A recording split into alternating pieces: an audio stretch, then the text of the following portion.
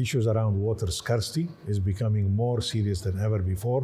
Combined with climate change, it makes uncertainty within the context of farming community even higher. There are important topics we've discussed this morning. With the limited amount of water, when you increase efficiency, you can go only that far. Going into the new lands in the West Delta, in the Sinai area, and many other areas, you need to look at combinations of new crops that consume less water, provide more nutrition both for humans and animals, together with new techniques for making more water available, such as cloud seeding. And this is one area that needs to be explored. There is a lot of good work being done and practiced in the region, but we need to improve our own understanding. Is it suitable for Egypt or not? If it is, what will be the boundaries? How would you use this water to produce more food? How do you improve the livelihood of the people living in these areas?